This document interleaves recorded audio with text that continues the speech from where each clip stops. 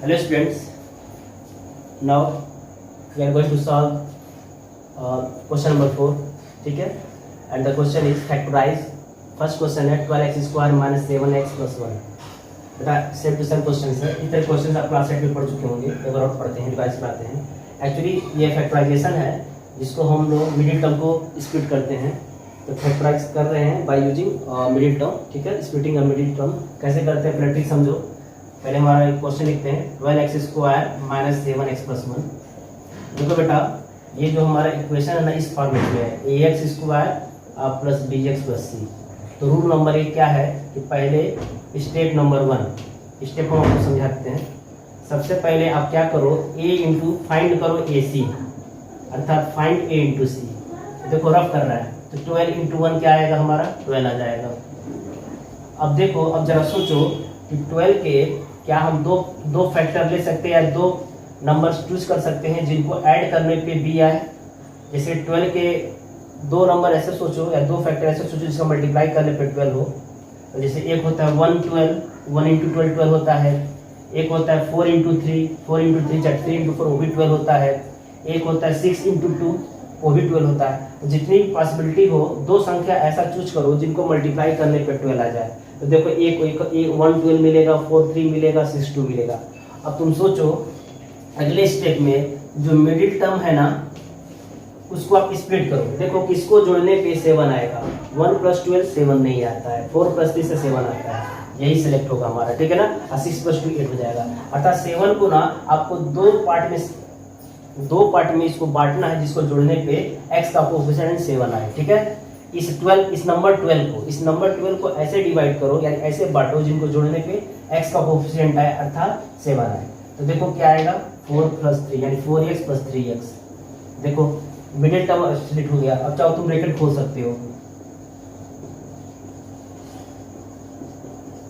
ये दो बार लगाओगे तो प्रैक्टिस हो जाएगा. अभी धीरे धीरे समझाते हैं. देखो बेटा अब इसमें से 4x कॉमन ले लो. जब तुम 4x कॉमन लोगे ना तो यहाँ से 3x बचेगा, यहाँ से -1 आ जाएगा. इन दोनों में कुछ नहीं कॉमन है. जब कुछ नहीं कॉमन है तो समझो -1 कॉमन है. तो फर्दर आएगा 3x -1. तुम क्या देख रहे हो यहाँ जो है वही यहाँ भी आएगा. अब फर्दर इन दोनों में 3x -1 कॉमन ले लो. यहाँ से 3x -1 जब कॉमन होगा तो यहाँ से 4x बचेगा, यहाँ से -1 बचेगा. यही हमारा फैक्टराइजेशन है.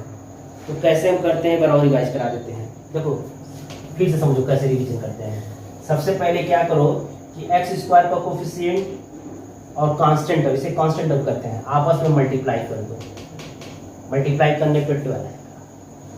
अब 12 के बारे में सोचो कि कब कब जो है दो संख्या का मल्टीप्लाई करने पे 12 आता है. अब ये छोटा नंबर है तो आप कंसीडर कर सकते हो, नहीं तो तुमको प्राइम फैक्टर करना पड़ता है.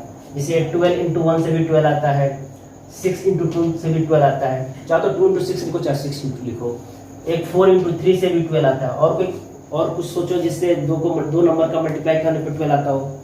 शायद इतना ही है मान लो. ठीक है, अब तुम सोचो कि इन दोनों नंबर को ऐड करने पे क्या 7 आएगा. तो देखो ये तो नहीं आएगा. इसमें भी 6 प्लस 2 8 होता है, ये भी नहीं देगा. हाँ ये दे सकता है. ठीक है, तो हमने क्या किया 7 को लिखा नहीं मतलब 7x को लिखा 4x प्लस 3x यानी बीच का जो टर्म है वो मिडिल क्या हो स्प्लिट हो गया. इसीलिए इस मेथड को कहते हैं splitting the middle term by using the splitting the middle term. अब जरा ब्रैकेट को खोलो तो 12x square minus 4x minus 3x plus 1. देखो अब ये 4 टर्म में चेंज हो गया. पहले हमारे पास 3 ही टर्म हुआ करता था. अब इन दोनों में देखो 4x कॉमन होगा. और इन दोनों में नहीं है कॉमन तो -1 कॉमन होगी. जो ही तुम -1 कॉमन लोगे तो अंदर का साइन बदल जाता है. यानी अब -3x प्लस 3x होगा और +1 -1 में चेंज हो जाएगा. यहाँ से जब 4x कॉमन लेते हो तो 3x -1 बचता है. फर्दर इन दोनों में 3x -1 कॉमन लो, एक ब्रैकेट में 3x -1 दूसरे ब्रैकेट में 4x -1. यही आपका क्या बच्चों सोल्यूशन है. ठीक है, अब आते हैं सेकंड क्वेश्चन पे. तो थोड़ा सा आप क्लास 8 की बुक से भी आप प्रैक्टिस कर सकते हो. वहाँ भी जितने देखो मैथ्स में ना फैक्टराइजेशन का बड़ा इंपॉर्टेंस है. ठीक है, जो बच्चे भूल गए हैं बराबर रिवीजन करें. फिलहाल तो एनसीईआरटी बस 4 ही क्वेश्चन है, 2-4 एग्जाम्पल होंगे तो आपको और क्वेश्चन समझने होंगे. तो हम कोशिश करेंगे अलग से क्या ऐसा वीडियो बनाएंगे जिसमें से फैक्टराइजेशन का ही पार्ट हो, स्पेशली इस तरह का. ठीक है, एक और बता दूं हम हर फैक्टराइजेशन मतलब हर क्वाड्रेटिक क्वेश्चन को देखो क्वाड्रेटिक क्वेश्चन का जो जनरल फॉर्मूला यही होता है. ध्यान समझना, हर क्वाड्रेटिक क्वेश्चन को स्प्लिटिंग मेथड से सॉल्व नहीं कर सकते हैं, ये मैं बता दूं. ये ऐसा नहीं कि हम रैंडम कुछ भी लिख दे आप उसको स्प्लिटिंग मेथड से फैक्टराइज करो. नो, कुछ स्पेशल कंडीशंस होते हैं जिसके द्वारा आप सॉल्व करते हैं, ठीक है। फिलहाल देखो सेकंड क्वेश्चन देखो इसका, चौथे का second, 2x square plus 7x plus 3। देखो फिर से रफ करो, यहाँ एक्स स्क्वायर का कोफिशिएंट क्या है 2 है, कांस्टेंट टर्म क्या है 3 है, 2 इंटू 3 क्या आता है 6 आता है।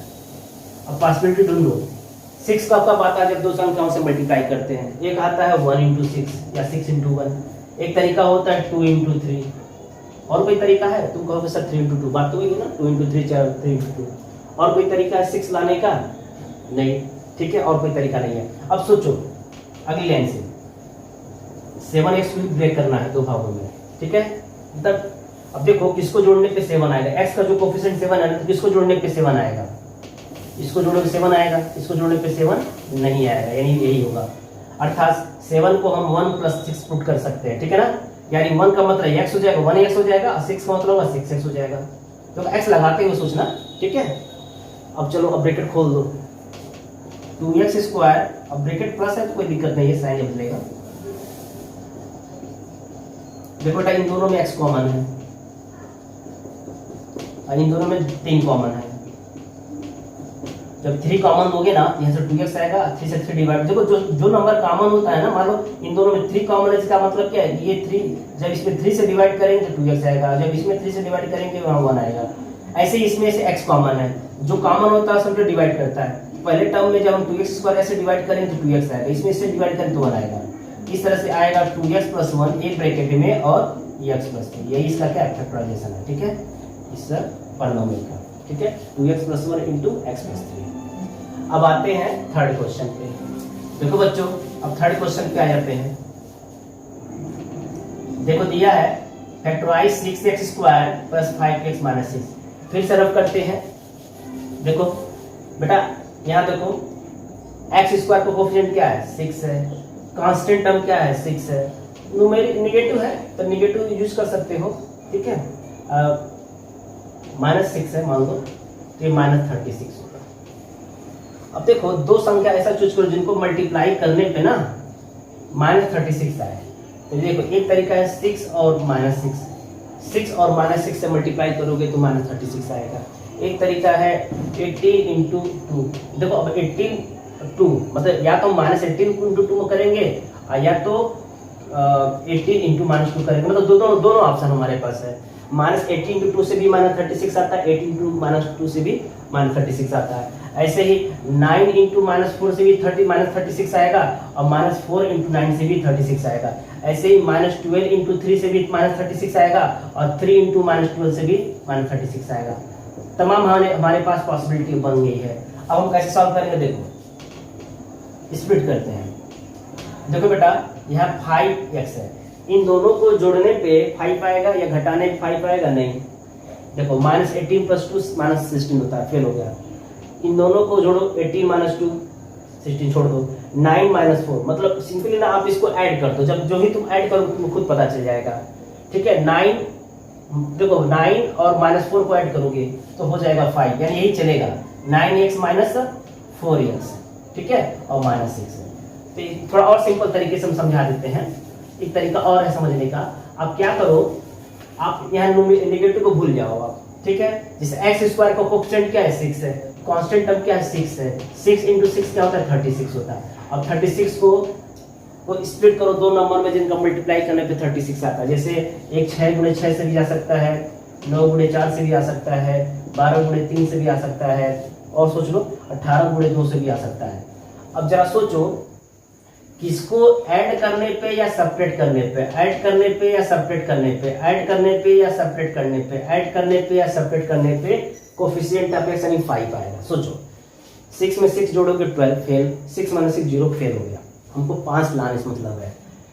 12 plus 3 जोड़ोगे 15 fail, 12 minus 3 9 fail, 18 plus 2 20 fail, 18 minus 2 16 fail, 9 plus 4 fail 13 आएगा, 9 माइनस 4 पास आएगा, यानी 9x माइनस 4x। ऐसा समझे ना, एक बार प्लस एक बार माइनस ले सोच लेना। चलिए और स्प्लिट करो इसको अच्छे से, 9x plus into minus minus होता है। बहुत से तरीके हैं समझाने का बेटा, बस ये जानो ना कि बड़ी टर्म को कैसे हमने लिख दिया 9x माइनस 4x, बस इस बात पे तुम ध्यान देना। अब इन दोनों में क्या कॉमन है, x भी कॉमन है और 3 भी कॉमन है, 3x कॉमन है, यहाँ से 2x प्लस 3 आएगा, इन दोनों में -2 कॉमन है तो 2x + 3 आएगा। तो ये चीज़ देखो बार बार जो यहाँ आता है वो यहाँ भी आना चाहिए। अब इन दोनों में हम 2x + 3 कॉमन लेते हैं। एक ब्रैकेट में 2x + 3 है, सेकंड ब्रैकेट में 3x - 2। यही तुम्हारा क्या है, फैक्टराइजेशन है ऑफ दिस पॉलिनोमियल, ठीक है ना। ये हमारा क्वेश्चन नंबर 3 हो गया। अब लगाते हैं क्वेश्चन नंबर 4। बेटा थोड़ी सी इसकी प्रैक्टिस कर लीजिएगा, अपने क्लास 8 की जो बुक है उसमें भी ये मेथड होगा, वहाँ से प्रैक्टिस कर सकते हो। और कोशिश करेंगे कि एक एक्स्ट्रा हम वीडियो बनाएं इससे रिलेटेड, सिर्फ इसी टॉपिक पे, क्योंकि आगे आने वाले समय में ना इसका यूज़ होता है, मैथ्स में बहुत यूज होता है। तो अगर कॉन्सेप्ट नहीं क्लियर होगा तो आप नहीं लगा पाओगे, ठीक है ना। तो कोशिश करेंगे हम, ओके, थोड़ा समझाने का। एक बार समझ जाओगे तो कोई दिक्कत नहीं होएगा। चलिए क्वेश्चन नंबर 4 फोर्थ क्वेश्चन देखते हैं। इसका फोर्थ पार्ट फैक्टराइज करना है। फिर से देखो यहाँ x² कोफिशिएंट क्या है, 3 है। कांस्टेंट टर्म क्या है, -4, मतलब 4 ही है, नेगेटिव हटा दो। 3 × 4 क्या है, 12 है, ठीक है। अब देखो 12 के दो पार्ट करो, इसको मल्टीप्लाई करने पर 12 आता है। एक तो 12 × 1 ऑलरेडी खुद है ही है, एक 6 × 2 होता है 12, एक 4 × 3 से भी 12 होता है। और कोई तरीका है, दो संख्याओं को मल्टीप्लाई करो 12 आ जाए। चलो ठीक है। अब चलो अब इनके बीच में प्लस या माइनस करो, प्लस या माइनस करो, प्लस या माइनस करो। करने पे x का जो कोफिशिएंट है वो किसके बराबर होना चाहिए, 1। मतलब एक्चुअली में हम बेटा क्या करते हैं ना, इसको स्प्लिट कर दें 1। यहाँ x का कोफिशिएंट क्या है, 1 छुपा है, 1 आ जाए। तो देखो क्या 12 + 1 जोड़ो को 13, 1 आता नहीं है, फेल हो गया। 12 - 1 11 गई फेल। ना तो ऐड करने पे, इन दोनों को ऐड करने पे 1 आएगा, ना तो सेपरेट करने पे 1 आएगा। यहाँ देखो 6 + 2 ऐड करोगे तो 8 हो जाएगा, और 6 - 2 सेपरेट करो 4 हो जाएगा, 1 बिल्कुल नहीं आएगा।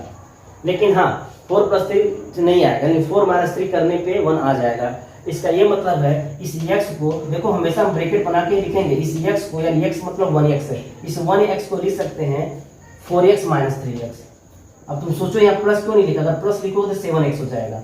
अब जरा ब्रैकेट खोलो तो माइनस प्लस माइनस होता है, अब माइनस × माइनस प्लस होता है। फर्दर इन दोनों जोड़ो, देखो क्या कॉमन है बेटा, इन दोनों में सिर्फ x कॉमन है। देखो जरा ये 3x - 4 होगा, प्लस इन दोनों में सिर्फ, अब नहीं कुछ कॉमन तो 1 कॉमन ले लो, यानी +1 कॉमन है। अब क्या आएगा, फर्दर इन दोनों में 3x - 4 कॉमन है, फिर x + 1 कॉमन है। यही हमारा क्या बेटा सॉल्यूशन है, ठीक है ना। तो इस तरह से क्वेश्चन नंबर 4 का फोर्थ पार्ट भी लग गया, ठीक है। तो बच्चों ध्यान देना, ये स्प्लिटिंग मेथड से हमने सॉल्व किया है। आगे चल करके तुम क्वाड्रेटिक फार्मूला पढ़ोगे जो कि क्लास 10 का पोर्शन है, ठीक है। तो वहाँ पे हम ना एक फार्मूला के द्वारा इसको सॉल्व करते हैं, ठीक है। और इसकी खासियत होती है कि चाहे क्वाड्रेटिक क्वेश्चन स्प्लिटिंग मेथड से सॉल्व हो तो भी हम सॉल्व कर सकते हैं, नहीं सॉल्व हो उसको भी सॉल्व कर सकते हैं। ध्यान देना स्प्लिटिंग मेथड ना किसी स्पेशल क्वेश्चन नहीं, स्पेशल क्वाड्रेटिक क्वेश्चन के ऊपर ही अप्लाई होता है, हर जगह अप्लाई नहीं कर सकते हैं। वहीं अप्लाई कर सकते हैं जहाँ पे जो ट्रिक बताया है वहाँ लागू हो। एक्सरसाइज 2.4 का क्वेश्चन नंबर 5 है, फैक्टराइज करना है। पहला क्वेश्चन हम ले रहे हैं, ये 2D पॉलिनोमियल है, x³ - 2x² - x + 2। देखो बच्चों इसको जो ना हम फैक्टर थ्योरम से फैक्टराइज करेंगे।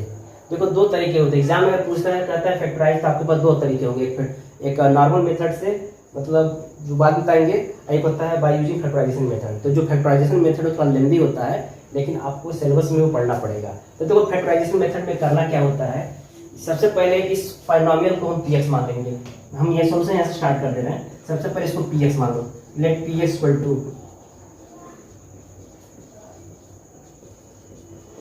अब थोड़ा रफ कर लो। देखो ये x³ का कोफिशिएंट क्या है, 1 है। यहाँ इसको बोलते हैं कांस्टेंट टर्म। कांस्टेंट टर्म क्या है, 2 है। तो 1 × 2 क्या होता है, 2 होता है। अब ये बताओ 2 के जो प्राइम फैक्टर हैं, 2 के जो फैक्टर है वो कौन है। 2 के जो फैक्टर होते हैं, यानी फैक्टर ऑफ 2 जो होते हैं ना, पहले एक काम करो, एक ट्रिक मैं बता रहा हूँ। सबसे पहले आपको फैक्टर ऑफ 2 ढूंढने होते हैं।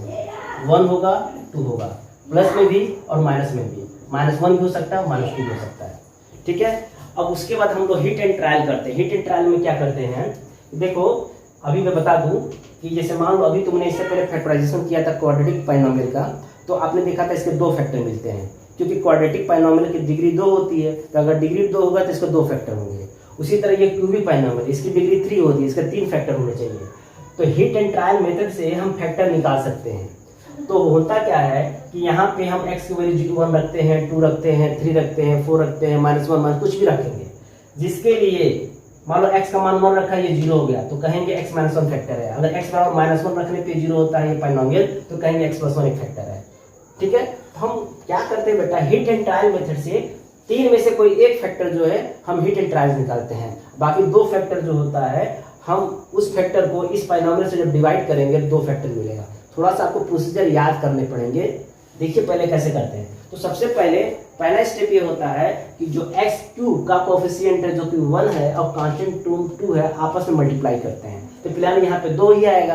अब क्या करना, तुमको करना क्या होता है कि तुमको ना फैक्टर्स ऑफ 2 लिखना होता है। तो देखो यहाँ पे फैक्टर्स ऑफ 2, अब कैसे जाने किस 2 की बात हो रही है, इसी 2 की बात हो रही है, लेकिन ध्यान में 2 तभी आएगा जब यहाँ 1 होगा।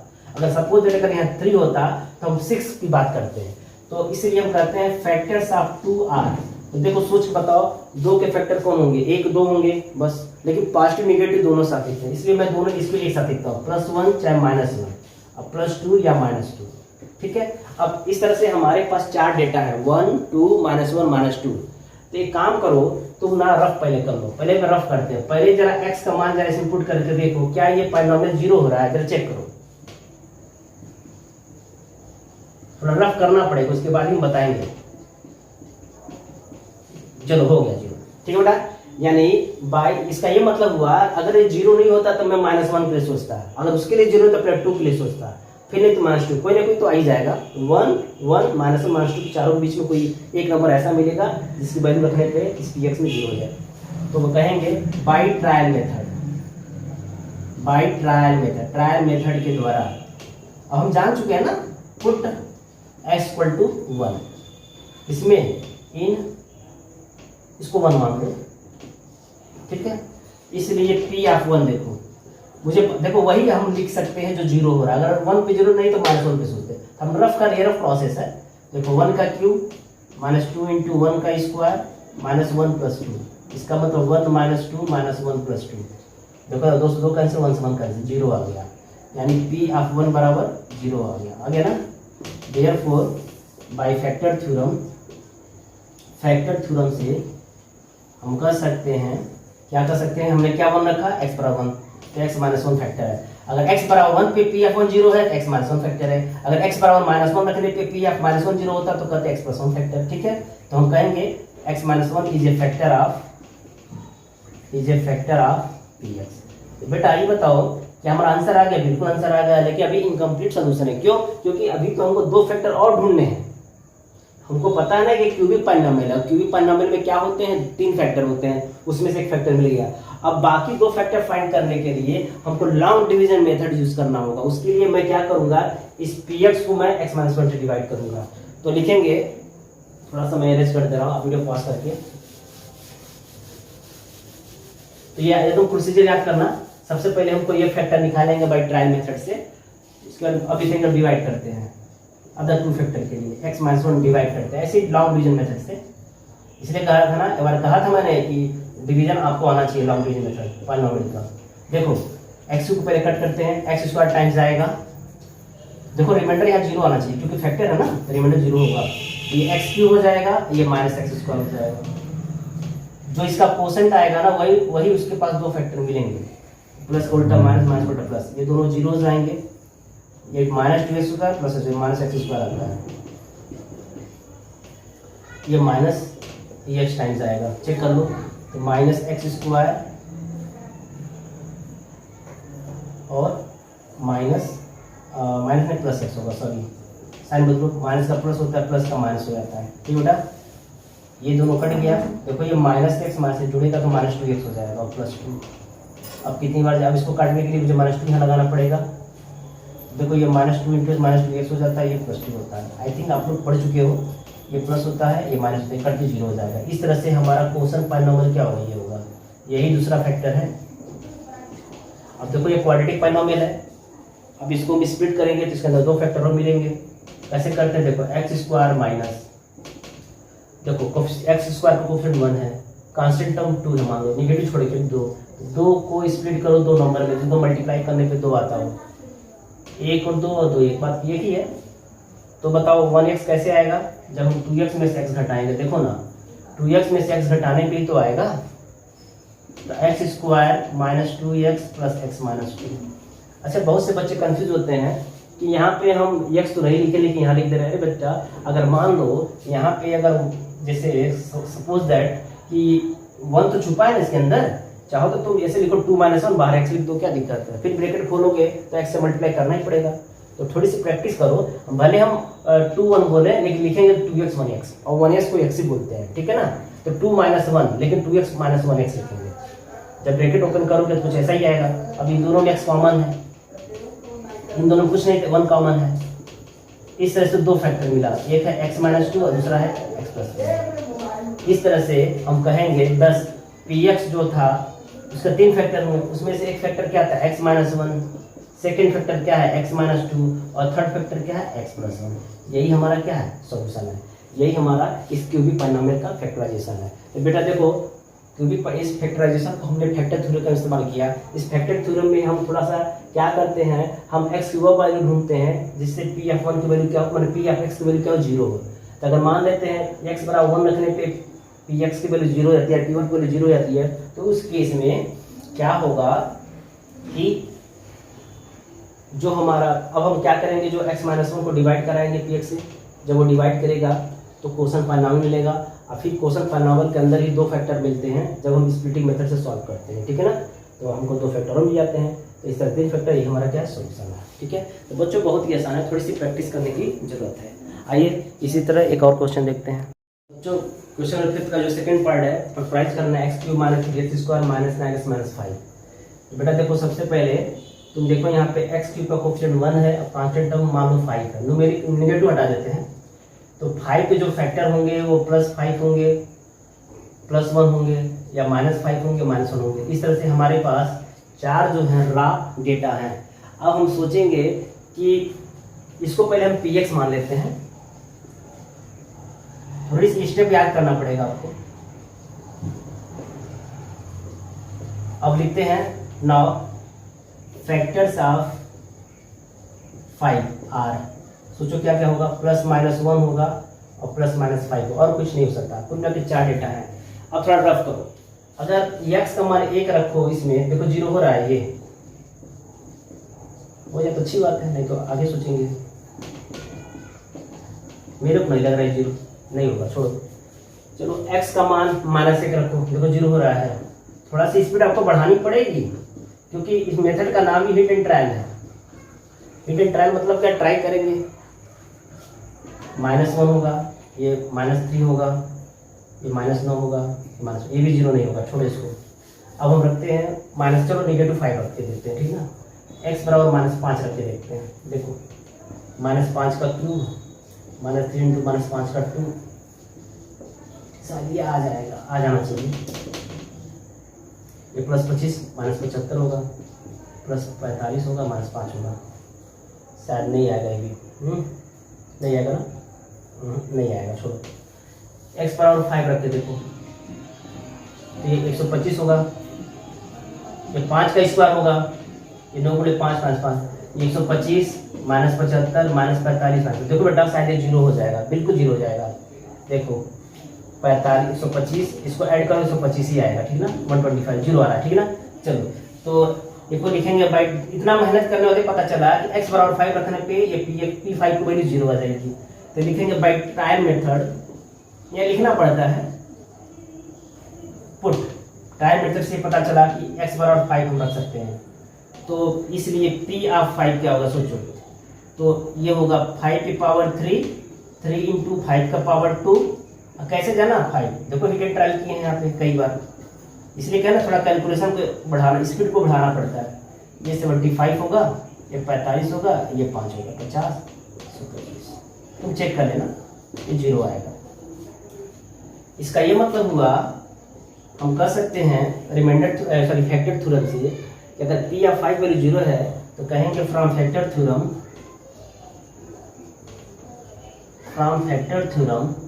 x - 5, क्योंकि x = 5 रखने पे p(5) वैल्यू 0 हो रहा है, तो कहेंगे x - 5 क्या है, is a factor of px। ठीक है, ये फैक्टर ऑफ px है। अब जानते हो ना ये क्यूबिक पॉलिनोमियल है, इसकी डिग्री 3 होती तो 3 फैक्टर होने चाहिए, उसमें से एक फैक्टर निकल चुका है, तो मुझे 2 फैक्टर और ढूंढने हैं। 2 फैक्टर कैसे मिलता है याद करो। 2 फैक्टर पाने के लिए आपको क्या करना पड़ेगा, इस px को x - 5 से हमको डिवाइड करना पड़ेगा। x - 5 से px को जब डिवाइड करेंगे तो क्वोशन मिलेगा, फिर हम क्वोशन को स्प्लिटिंग मेथड से फैक्टराइज करेंगे तो 2 फैक्टर और मिल जाएगा। उस तरह से 2 फैक्टर वहाँ 1 फैक्टर यहाँ, इस तरह से हमारा एक बार फैक्टराइजेशन हो जाएगा। ठीक है, आइए देखते हैं। तो डिवाइड करते हैं किससे, x - 5 से। थोड़ी सी प्रैक्टिस करनी पड़ेगी, इस मेथड को थोड़ा सा याद कर लीजिए कैसे करते हैं। नाउ अब डिवाइड करते हैं। इसके लिए आपको डिवीजन पता होना चाहिए, क्लास 8 में पढ़ चुके होंगे, नहीं पढ़े तो सीखो यहाँ पे कैसे बता रहे हैं। देखो बेटा एक्स क्यूब को काटना है पहले तो एक्स स्क्वायर बढ़ जाएगा, एक्स है तो एक्स स्क्वायर बढ़ जाएगा पहले, तो एक्स में एक्स स्क्वायर से मल्टीप्लाई करो, फिर -5 में एक्स स्क्वायर से मल्टीप्लाई करो। अब साइन बदल जाएगा, प्लस का उल्टा माइनस, माइनस उल्टा प्लस, एक कट गया, plus 5x square minus 3x square, ये हो जाता है 2x स्क्वायर। बाकी इन दोनों को काट लीजिए, इसका कोफिशिएंट प्लस है तो यहाँ प्लस लगा दो। 2x स्क्वायर को अब काटना है, यहाँ x है यानी 2x बार लिखा जा सकता है। अब प्लस 2x में x से मल्टीप्लाई करोगे तो 2x स्क्वायर होगा, प्लस 2x में -5 से मल्टीप्लाई करो तो -10x होगा, प्लस का उल्टा माइनस, माइनस उल्टा प्लस, ये दोनों कट जाएंगे, ये प्लस 10x है माइनस x 9x है, घटेगा तो x आ जाएगा और -5 रहेगा।